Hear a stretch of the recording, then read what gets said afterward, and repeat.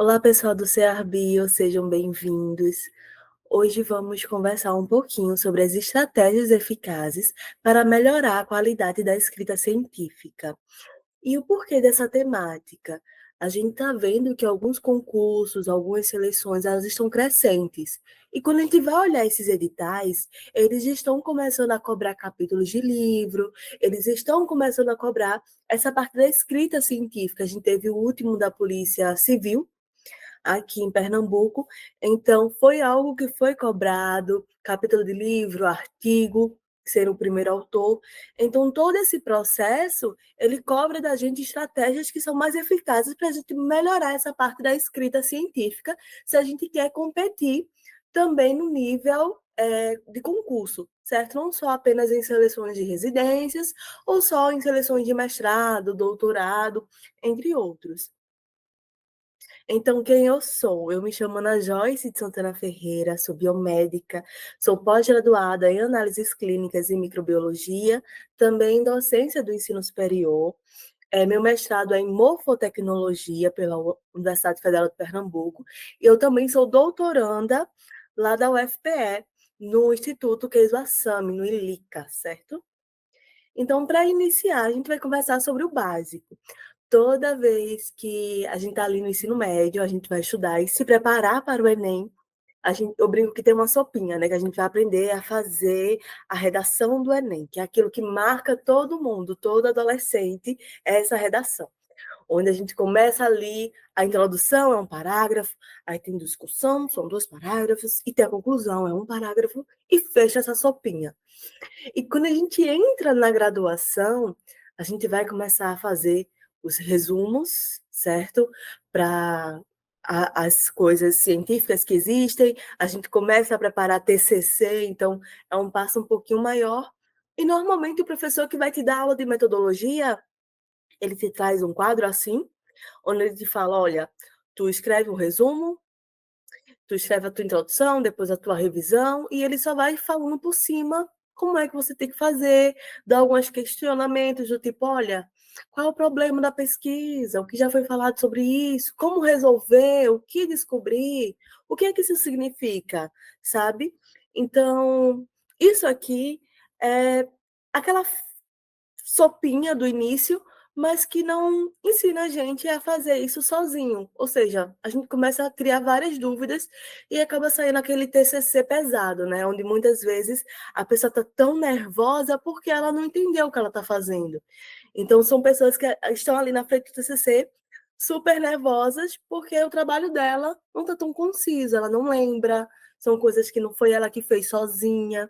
Então, vamos conversar sobre isso, a introdução, a metodologia, o resultado, a discussão, a conclusão e como a gente puxa a IA para auxiliar a gente. Hoje em dia, se a gente abre um Instagram e a gente conversa um pouquinho sobre TCC, sobre dissertação, sobre tese, sobre artigo, ou qualquer coisa assim do tipo, começa um monte de IA a aparecer, né? Aí tem ChatGPT, tem essa, tem o C-Space, tem várias IAs, e a gente começa assim, tá, mas como é que eu vou utilizar? Qual vai ser o primeiro? Qual eu coloco a minha introdução, a minha metodologia, como é que eu vou montar? Então começa esse nervosismo das IAs e muito medo do plágio, né? Que é o que o aluno mais tem medo. Então, Joyce, como é que eu posso utilizar a IA para me beneficiar e como é que eu posso fazer com que não dê um plágio, com que não seja errado ou com que seja correto utilizar essa IA dentro dos meus trabalhos científicos? Então, em primeiro lugar, a gente vai conversar sobre os erros, certo? A primeira coisa é acreditar que a inteligência artificial vai fazer tudo por você. Não vai, gente, não vai. Outra coisa, entender que existe uma limitação. Eu não posso pedir para um IA escrever um TCC inteiro, uma tese de doutorado inteira, uma dissertação de mestrado inteira. Isso a gente não consegue fazer de forma alguma, certo? Outra, não verificar a credibilidade das fontes de informação. Esses dias eu fui fazer uma busca rápida, muito rápida no ChatGPT e deu uma informação totalmente equivocada. E eu só sabia que estava errada porque era algo que eu trabalhava. Então, normalmente, quando a gente vai utilizar alguma fonte de IA, alguma inteligência artificial, Às vezes é necessário que você tenha um conhecimento prévio sobre aquilo. Outro ponto é ignorar a interpretação humana desses resultados, certo? É eu pegar aquilo que o ChatGPT me disse, confiar 100% naquilo e colocar como um resumo em um evento científico, em uma jornada, em um simpósio, em um congresso, e não ir verificar se aquilo é realmente verdade. E outra é desconsiderar questões éticas. A gente vai conversar um pouquinho sobre esse pesquisador, que é Yoshihiro Sato, e ele é uma prova sobre limitações do chat GPT e de outras ferramentas de IA, e eu vou explicar o motivo disso. As pessoas falam que ele foi uma fraude, e qual é o motivo dessa fraude, Joyce? Entre 2013 e 2013, ele começou a acumular diversos ensaios clínicos, certo? Sobre intervenções para redução de risco de fratura. Ou seja, ele colocava ali medicações como risedronato, vitamina D, vitamina K, o folato, exposição solar. Tudo isso dizia que reduzia o risco de fratura. Ou seja, efeitos todos positivos. Tudo que ele fazia era positivo. Tudo tinha uma redução de risco aqui, ó, 70, 80%.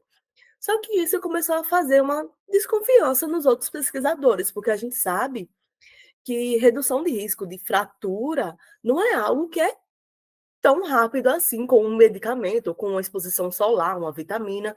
Isso não vai reduzir seu risco de fratura se você já tem um problema que é genético. Então, assim, outro ponto é que as pessoas começaram a se perguntar, gente, ele produziu esse ensaio clínico aqui com 600 participantes em 2, 3 meses, como foi isso? Então, teve um estudo dele exatamente com risedronato, publicado no JAMA, que é uma revista, um periódicos bem conhecido, em 2005. Ele recrutou 658 pacientes com Alzheimer em apenas 2 meses. Tá aqui o artigo dele. Além dele recrutar, ele teve que acompanhar essas pessoas a cada 4 semanas por 18 meses. Ou seja, o recrutamento, saber se aquilo se coloca dentro do critério de inclusão, ele não é tão rápido quando a gente fala em 658 pessoas. Outro ponto é, gente, não teve dropout, quer dizer, ninguém desistiu. E a gente sabe hoje que para trabalhar até com um animal, a gente tem uma perda, sabe? Imagine com pessoas que podem ter esquecido de tomar aquela medicação, porque tem Alzheimer, ou porque realmente esqueceu, perdeu a hora da medicação. Então, essas pessoas, elas têm que ser retiradas do artigo justamente por isso, porque trocaram os horários, não fizeram corretamente. Então, a gente acaba perdendo o número de pessoas que iniciaram lá no início do artigo, da pesquisa científica. E ele não teve, e isso começou a trazer mais ainda os cientistas a se questionarem se tudo que ele estava fazendo era verdade. E daí, aquilo a gente sabe que realmente nada reduz 70, 80% o risco de fratura, mesmo ele mostrando benefício em tudo que ele testou, as pessoas começaram a colocar que era impossível realizar isso, esse estudo não tinha como ser de fato conduzido, os cientistas começaram a provar isso, e ele começou a sofrer o que a gente fala que é retratação. Aqui a gente consegue analisar a quantidade de artigos que ele colocava, justamente a gente teve esse pico aqui de artigos, né, entre os anos, porém, se a gente for observar esse segundo gráfico aqui, é de retratação. Ou seja, esses artigos aqui, ó, desse ano, começaram a cair, certo? Foram despublicados. E o que eu falo com vocês é justamente isso. Mesmo sabendo que é uma fraude, ela continua desenganando. Aquela famosa fake news, sabe? Porque quando ele fez aqueles 33 estudos clínicos, ele foi citado mais de 600 vezes. E esses artigos que citaram o Sato continuam rodando. Ou seja, eles são utilizados como evidências em revisões sistemáticas, em diretrizes clínicas. Então é muito difícil. Eu brinco muito que eu sou do interior, né? Eu sou de Vitória, de Santo Antão. Então aqui Tem sempre uns senhorzinhos que eles vendem aqueles famosos chá de 7 ervas, chá de 12 ervas. E normalmente algumas pessoas acreditam que aquele chá vai curar o câncer, que aquele chá vai curar uma doença de não sei o que lá, que eles colocam cura tudo, e a gente sabe que aquilo não é realidade. Que é diferente, aquela pessoa tem que fazer um processo de quimioterapia, ela tem que ir atrás de um médico, não vai ser um chá que vai curar ela. Então, muitas vezes, a mentira repetida, ela é tida como verdade. Então, quando a gente fala lá que é um erro, a gente não parar para ler o que o chat GPT está dizendo. Ah, Joyce, mas ele citou essa referência aqui. Então é verdade, porque colocou uma referência. Tá, mas de quem é essa referência? É uma revista que tem uma qualidade alta? Vamos ler isso, vamos trazer. Está perto, está próximo. Eu sei sobre esse assunto a ponto de dizer se isso é verdade ou não. Então, quando a gente fala sobre isso, é que às vezes a fake news, a fraude, ela nos engana porque a gente não para comparar o que está sendo dito. Então, Joyce, como é que eu vou acertar utilizando uma ferramenta de inteligência artificial? Combinando, tá? A gente pode ali utilizar 2, 3 IAs e também métodos tradicionais, gente. A gente sentar, ler algumas coisas, tá certo? Ai, Joyce, mas eu pensei que o ChatGPT ia fazer tudo por mim. Eu pensei que a IA fosse fazer tudo. Não faz. É a primeira regrinha que a gente vai descobrir hoje é que não faz. A gente precisa realmente sentar e direcionar corretamente essa inteligência artificial, até mesmo porque se a gente não direcionar a inteligência artificial de forma correta, a busca dela vai ser limitada ou então vai ser uma busca equivocada, certo? Verificar essas fontes de pesquisa. Então, muitas vezes no chamado que você faz para a IA, no comando que você coloca para essa IA, você precisa também cobrar a fonte da onde ela retirou aquela demanda. Outro ponto é validar os resultados obtidos da IA, porque existem sim direitos autorais, certo? Em casos de inteligência artificial, e você pode sim acabar cometendo um plágio se você copiar e colar na íntegra, como a gente fala. Então, aqui é um quadrozinho, certo? Que eu sempre trago para falar quando é que você pode utilizar o chat GPT na sua pesquisa. Então, é importante que a resposta seja verdadeira, senão tu pode usar o chat GPT. Joyce, eu só queria fazer uma pesquisazinha assim rápida para conhecer aquele tema, para entender um pouco. Era uma questão da faculdade, só precisava entender. Não, você pode utilizar. Mas se for realmente importante, você tem conhecimento suficiente para avaliar se essa resposta ela é verdadeira? Se não, não utilize o chat GPT na sua pesquisa. Se sim, vem aquele ponto que a gente conversou antes. Você está disposto a assumir responsabilidade pelo uso das respostas obtidas, inclusive as erradas? Se não, tu não utiliza. Mas se sim, você pode utilizar o chat GPT tranquilamente, certo? Então, aqui tem um comando que eu gosto muito, deixei aberto.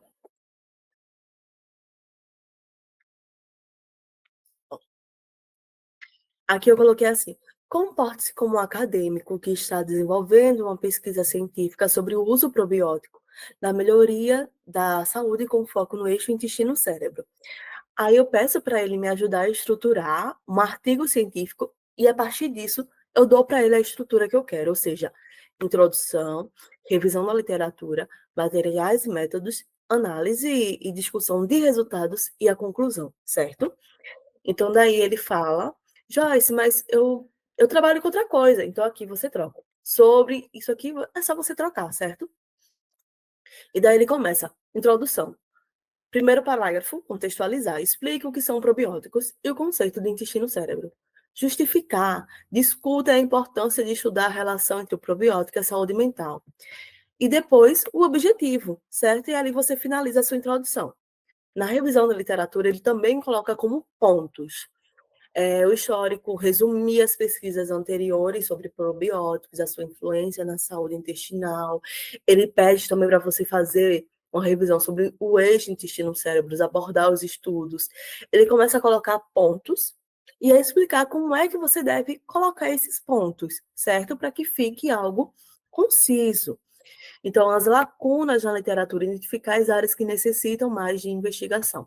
Aqui os materiais e métodos ele fala, assim, o desenho do estudo descreva se é experimental, se é observacional, se é clínico, os detalhes de critérios de exclusão desses participantes, o processo de intervenção, qual vai ser o probiótico escolhido, a dosagem, a duração do tratamento. Então, assim, aqui na parte de análise e discussão também, mostra os resultados, discuta, reconheça as limitações do seu estudo, as implicações para a prática clínica e para futuras pesquisas, a conclusão ele também traz, e depois ele faz o quê? Um resuminho, certo? Aqui de como você pode escrever um pouquinho, você vai modificar e fazer crescer tudo que ele colocou. Após isso, eu pedi para fornecer 5 referências científicas sobre o assunto. Ele me trouxe 5 referências científicas. Joyce, essas referências aqui, elas são antigas, 2017, e a minha revisão de literatura tem que ser de 2019 até 2024. Então, aqui, quando você for pedir para fornecer essas referências, você pode colocar quais da revista, você pode colocar o ano, ou seja, fechar cada vez mais para que a busca seja, certo, aquilo que é para o seu trabalho, seja coerente no seu trabalho. Não algo que é de 1900 ou de 2012, 2016, que é algo que não está incluso dentro da sua revisão de literatura, se é algo que você está buscando. Aqui são algumas IAs que eu utilizo muito, certo? A primeira é a Litmaps. Eu tentei deixar todos eles com a mesma frase, certo? Então, por quê? Eu quero mostrar para vocês que, às vezes, a IA ela pode fugir daquilo que realmente você está buscando, e às vezes não, ela mantém um padrão de resposta, mesmo sendo IAs diferentes. A primeira é essa. Ele funciona muito como um buscador, certo? Você coloca uma temática e ele vai te trazer artigos. Então, aqui é a indução do ácido valproico, certo? Que é algo que eu trabalho, e ele começa a citar Francine Zimmermann. Então, a gente vê que ela está sendo citada aqui, 2015, 2017. Ou seja, um ponto. Joyce, eu estou querendo estudar sobre algo X. Só vai me gerar o artigo? Sim, ele só vai te mostrar o artigo. Ou seja, ele funciona realmente como um buscador normal. Você vai explorar ali os artigos com ele, certo? Já esse daqui, ele tem uma demanda diferente. Ele também citou Alzheimer, então ele também parece bastante com esse, a gente vai observar isso. Só que o que é que ele faz? Ele consegue se conectar ao seu Zotero. Joyce, o que é o Zotero? Ele é um software, né? Só que ele é de referências. Ele junta ali os artigos que você está analisando ou estudando e você consegue compartilhar com ele. Ele é muito utilizado para quem faz artigos científicos ou para quem está ali escrevendo dissertação, mestrado, doutorado, ali nas teses, porque são muitos artigos. Então a gente acaba se esquecendo. E ele consegue também trocar a formatação rápido do NBR para o APA, por exemplo, certo? Então, outro ponto é que ele trouxe o artigo, que é igual ao MAPS, porém, ele também traz os trabalhos que são semelhantes. Ele traz as referências, as citações e também os autores separados, que são os autores desse artigo aqui, e os autores que são sugeridos para a gente ler a respeito desse artigo. Enquanto o primeiro ele funciona como um buscador, esse segundo ele funciona como um explorador. Ou seja, Joyce, eu tenho que fazer uma revisão de literatura para o meu TCC. E eu preciso encontrar trabalhos que sejam semelhantes dessa temática aqui. Então, ele já traz isso para você. Então, todos esses trabalhos aqui que você clicar, eles vão ser parecidos com o primeiro que você colocou, certo? Com a temática que você buscou. É um dos pontos que eu gosto muito de trabalhar com essa IA, por isso. O consenso já é bem conhecido, vira e mexe, ele aparece no Instagram, alguns grupos postam. E para que serve o consensus? O consensus ele vem muito com a temática do faça sua pergunta e a gente responde com um artigo. Normalmente eu utilizo o consensus quando eu esqueço de onde foi que eu tirei aquela informação. Às vezes a gente escreve, escreve, escreve, escreve e a gente faz assim: "Não posso me autocitar". Seria incrível se a gente pudesse, mas não pode. E aí, eu tenho que tirar de algum lugar. Qual foi? Da onde foi que eu tirei? Essa informação surgiu como? Então o consenso ele vem para trazer isso. Joyce, ele também funciona como um buscador? Sim, mas ele traz outros pontos também. Ele fala se teve teste de animal, se é um jornal rigoroso, eh, você consegue exportar, citar ele, salvar ele, diferente desse primeiro. Ou seja, ele já tem uma abertura maior para você trabalhar. Normalmente, quando você faz uma pergunta aqui, aparece vários artigos, e daí você começa a trabalhar, a saber qual é o melhor para você utilizar. Inclusive, ele foi um dos que também citou Alzheimer, certo? Então, ó, 51 citações, 51 citações. Então, eles dois ali são o que mais se parecem, nesse sentido de explorar, mas eu falo que o consensus ele vem mais respondendo a alguma pergunta que você fez, certo? Alguma coisa que você tem dúvida, ou se você esqueceu uma citação, ou se você escreveu algo e quer encaixar em alguma coisa ali. Ah, Joyce, eu preciso de um artigo só para fechar aqui esse parágrafo. Então, normalmente a gente utiliza o consensus, certo? Tá. O black box ele já vem com uma pegada diferente, inclusive ele foi o único que não apareceu a Zamerman, né, que é Fernanda, mas citou outros artigos que são relevantes. Ele vem também nessa pegada do mostrar artigos, que a formatação dele é diferente, ele te dá uma explicação que é breve, ele traz alguns artigos aqui que confirmam esse textinho que ele deu, e aqui ele traz outros artigos que é para você explorar sobre a temática. Só que uma coisa legal do Black Box é que você consegue gravar o áudio, certo? Você consegue gravar um áudio ao invés de escrever, e você consegue colocar o seu artigo aqui para tirar dúvidas. Já, você já tem um artigo, mas eu não estou conseguindo entender esse artigo. Não estou conseguindo entender o que o artigo quer dizer, ou não entendo a metodologia desse artigo.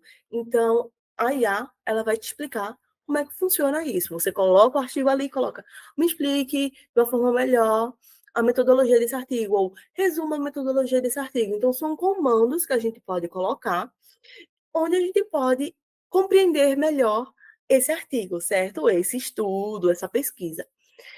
Dentro deles, tem um C-Space também. O C-Space ele já vem com uma pegada mais para busca de resumo, certo? Ele faz toda a comparação e ele já te entrega em um quadro, onde você consegue também exportar.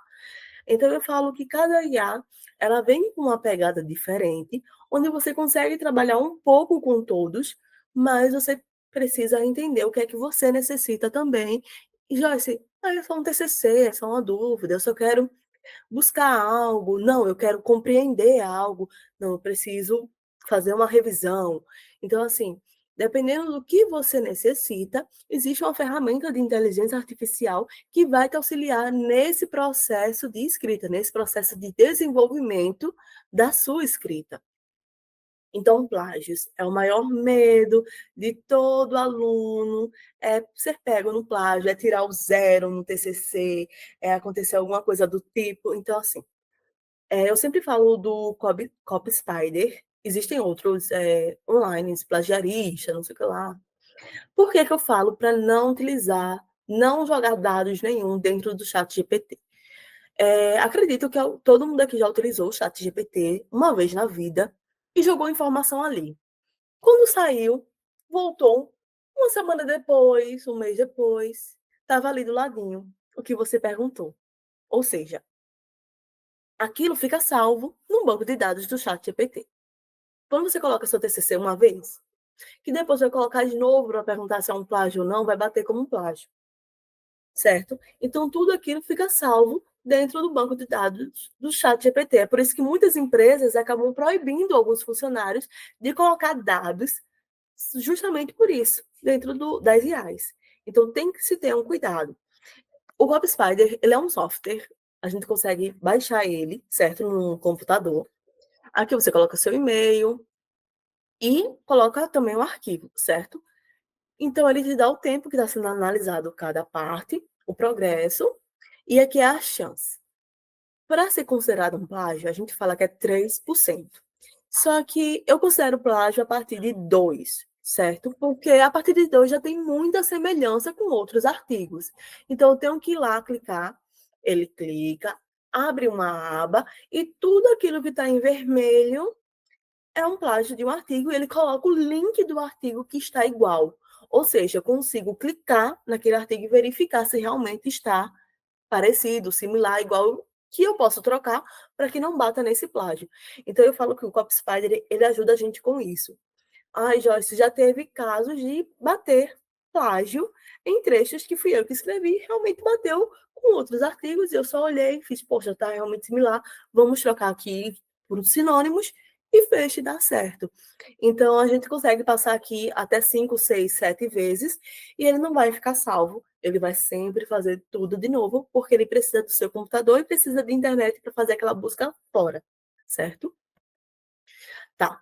Mas e agora? Já se você falou muita coisa, mas fiquei totalmente perdido. O que é que eu posso usar? Como é que eu posso fazer? Então vamos lá. Primeiro lugar, escolher o tema. Ah, Joyce, eu não sei muito o que eu quero trabalhar. Então vamos abrir o chat GPT. Coloca lá o que é que você gosta, certo? Se é para um TCC, se é para um artigo, e você vai buscar ali dentro. Joyce, eu sou de estética, eu quero trabalhar com um ácido, eu quero trabalhar com fios de PDO, eu quero trabalhar. Então, tá. Tem muito artigo? Dá para fazer?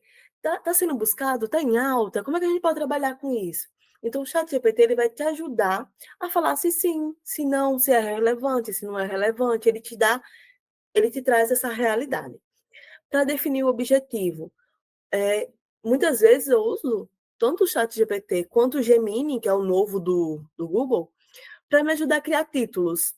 Eu falo assim: "Ai gente, eu não consigo criar títulos, eu não tenho essa volta, assim". Tem pessoas que criam títulos incríveis e eu fico assim: "Ai, nossa, eu não consigo".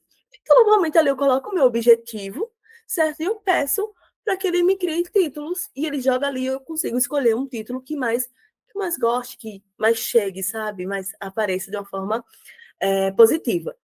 Então, Joyce, eu não tenho um objetivo formado. Eu posso pedir também para ele formar um objetivo? Sim, pode. Eles conseguem te trazer objetivos, tanto geral, certo? Objetivo geral, quanto objetivos específicos também. Eles conseguem, tanto o ChatGPT quanto o Gemini, que é o do Google, formular esses objetivos para vocês. No caso de pesquisa bibliográfica, que é utilizar as bases de dados, colocar critérios de inclusão e exclusão, a gente já começa a utilizar as outras IAs, certo?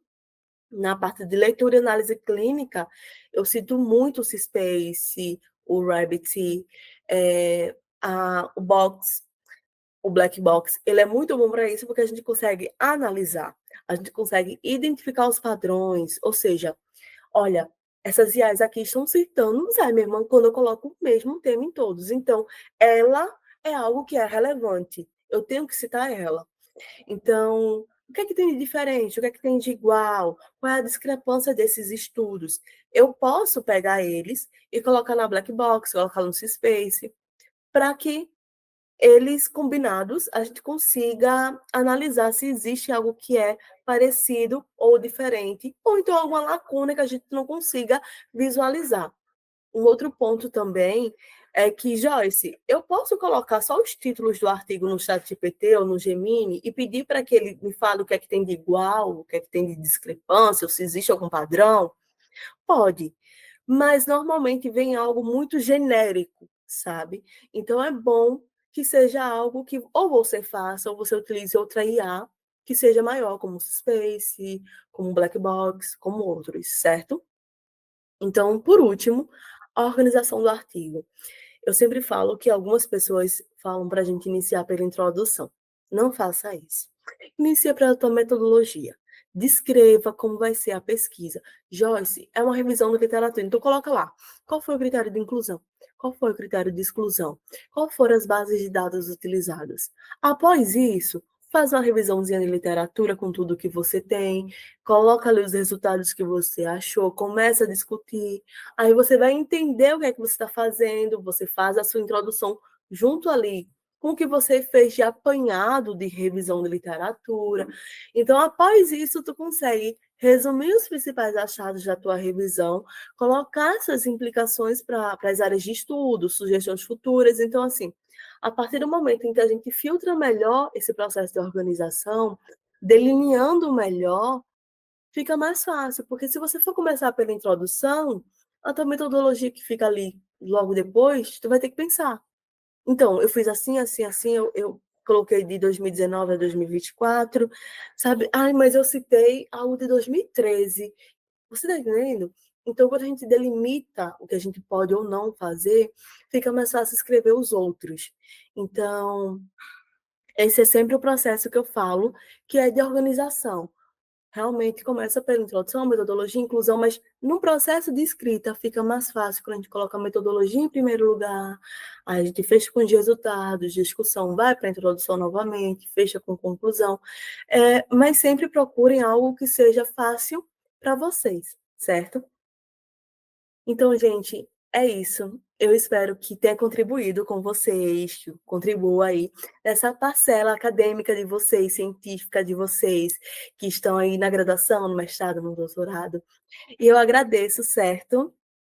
E é isso, gente. Boa tarde.